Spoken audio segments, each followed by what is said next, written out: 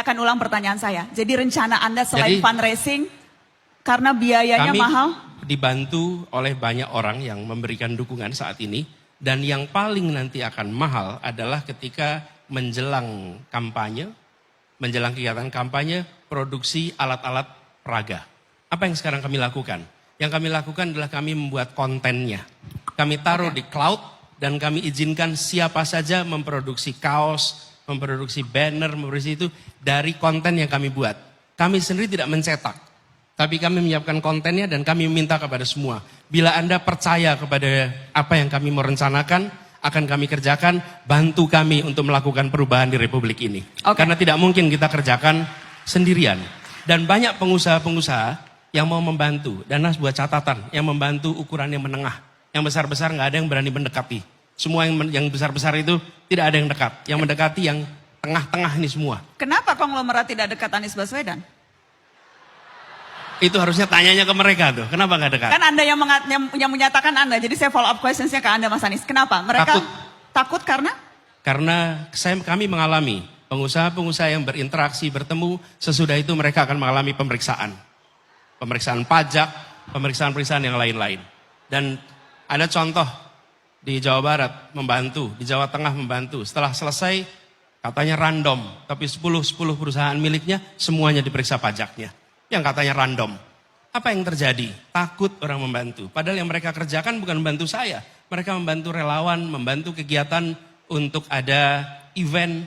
Mereka membiayai semua di daerahnya masing-masing, bukan tempat kita. Mas Anies, supaya tidak suzon, saya mau minta klarifikasi. Jadi yang Anda katakan adalah Anda menduga alat negara digunakan untuk mengintimidasi orang-orang yang membantu pencalonan Anda. Apakah seclear itu? Itu laporannya begitu.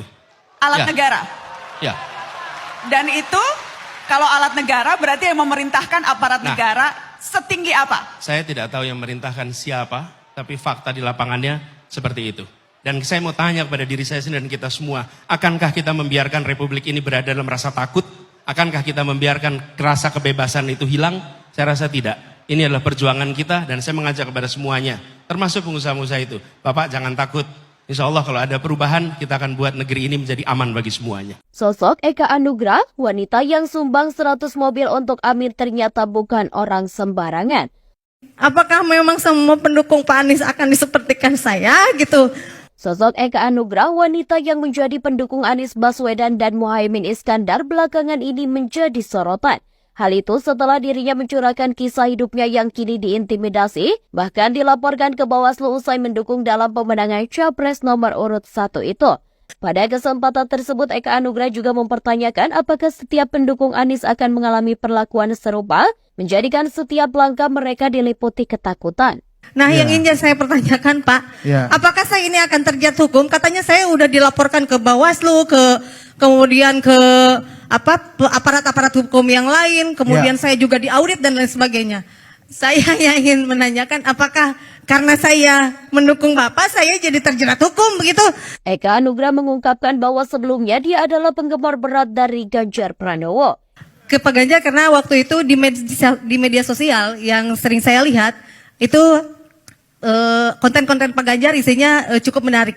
Namun, setelah sang guru memberikan maklumat untuk mendukung Anies, Eka Anugrah dengan tulus mengalihkan dukungannya. Ia juga mengulik biografi dan literasi tentang Anies Baswedan dan kepemimpinannya.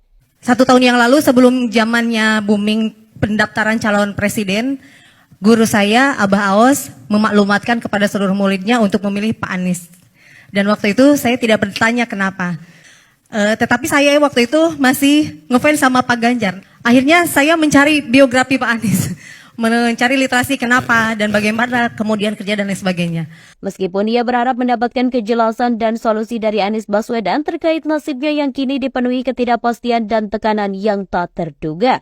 Eka Anugrah bersama Laskar Santri Amin sempat menyerahkan 100 mobil operasional kepada tim pemenangan Anies Baswedan di Pondok Pesantren Al-Mizan Jatiwangi Majalengka. Ia juga bahkan rela mencetak alat peraga kampanye untuk Anies dan Muhaimin. Eka Anugrah mencetak APK itu berkat kerjasama dengan adiknya yang merupakan pengusaha percetakan. Tetapi di balik semua kontroversi, Eka menegaskan bahwa niat baiknya untuk mendukung Amin didasari oleh keinginannya untuk memiliki pemimpin yang berkualitas dan amanah.